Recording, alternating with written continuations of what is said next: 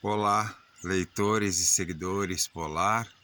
Aqui é Marcelo, seu vendedor de livros Polar. Eu estava lendo ontem, relendo na verdade, esse livro aqui, ó. Revelações sobre o Antigo Testamento, de Ana Catarina Emmerich. Eu não sei se é porque eu tenho grande simpatia por esse livro, gosto bastante dele. Pela delicadeza, pela gentileza, a maneira como Ana Catarina escreve. E sobre o que ela escreve, né? Ela escreve sobre momentos históricos da humanidade em que ela visitou. É claro que ela não estava viva, em carne e osso. Ela pôde visitar esses momentos. Incrível isso, né? São algumas pessoas que têm essa capacidade. É permitido que viajem no tempo e possam ver alguns fatos e eventos, e a maneira como Ana Catarina narra esses eventos é singular. Bom, Ana Catarina, ela foi beatificada na Igreja Católica, claro, como santa por João Paulo II. Agora me falha a memória exatamente quando. Deixa eu ver se eu acho aqui rapidinho, vou achar. Aqui. Não. Mas voltemos ao livro. E ontem, então, por algum motivo que eu também desconheço, eu estava lendo sobre a Torre de Babel, relendo sobre a Torre de Babel. Olha que coisa incrível, hein? Fora a parte como ela descreve a Torre de Babel, que é um texto que está na Bíblia, vocês sabem muito bem, e a maneira, ela também consegue descrever as relações que existiam dos povos que ali habitavam. E o que originaria e como a Torre de Babel geraria aquele conflito. Tem uma coisa muito bacana que ela fala. Ela diz assim: vou dar spoiler, prepara o coração. Mas o livro é tão bom, gente. Tem tanta coisa bacana, vocês já vão saber. Ela diz assim: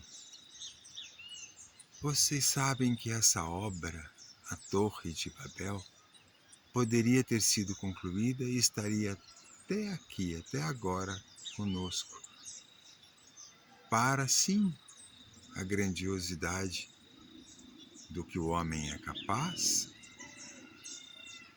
e da eterna gratidão e lembrança e ligação constante com Deus. Mas o homem escolheu fazer aquela obra se afastando de Deus. Então, não deu certo. Olha, os livros da Polar tratam desse tema, da nossa aproximação com o nosso centro. Poxa, peraí, Marcelo, você falou de Deus, agora está falando do centro? Eu estou falando daquilo que está em nós, daquilo que nós somos feitos. Os livros da Polar falam disto. Seja quando traz o sufismo, a parte mística do islamismo, a cabala, a parte mística do judaísmo, ou traz a metafísica de Boehme, ligada ao cristianismo, ou traz os nossos povos ancestrais, os indígenas do norte e do sul, por Joseph Rael ou por Cacá Verá, enfim. Os nossos livros, os livros editados pela Polar, trazem e falam disto. Educam a nossa alma, relembram, porque muitas das coisas a gente já sabe. Sabe. Olha que bacana. Na parte da criação, a Ana Catarina vai falar da queda dos anjos, da criação da terra, de Adão e Eva, da árvore da vida e da árvore do conhecimento. E sobre isso a gente já fez um vídeo. Vontade de ler, só de passar o olho aqui. Mas como eu dizia, estava lendo ontem o 7º capítulo, acabei lendo um pouco mais. Sobre a construção da Torre de Babel. Então vamos lá. Eu vou sair agora aqui da frente da câmera, vou ficar do ladinho aqui para que a gente possa ler e olhar juntos essa paisagem maravilhosa aqui do sul de Minas. Vamos lá.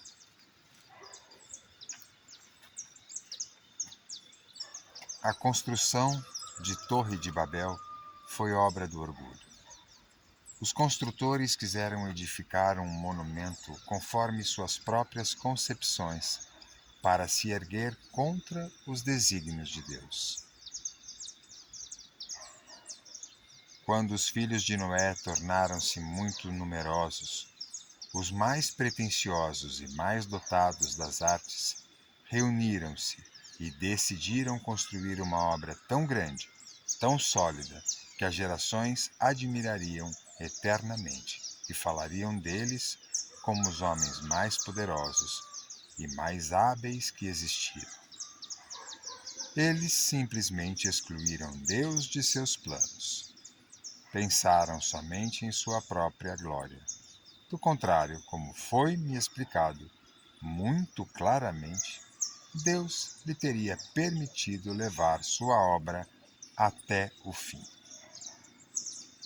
Os semitas não tomaram parte na construção. Eles habitavam uma região de planícies. E essa parte é particularmente interessante, porque nos capítulos seguintes, Ana Catarina Emerick vai falar desse povo, de Derketo, Semiramis, Melquisedeque, Jó, Abraão, Jacó. E vai falar também da Arca da Aliança. Só mais um pouquinho, ó. Pegar assim.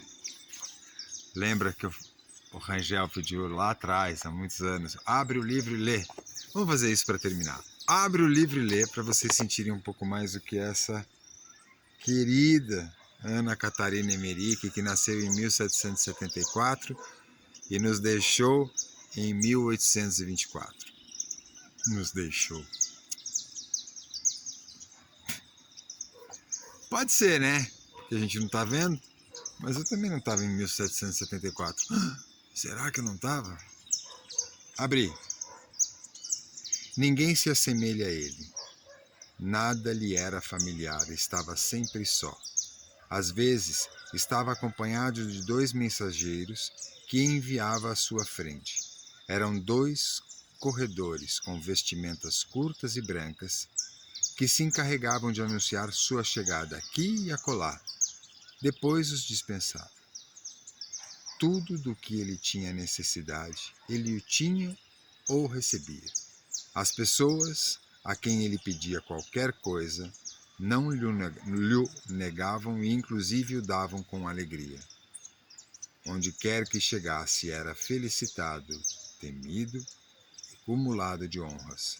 Os maus dobravam-se perante ele e se humilhavam, ainda que dele falassem mal.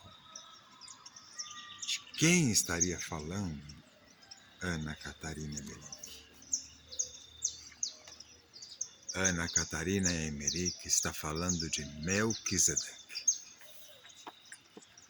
Bom,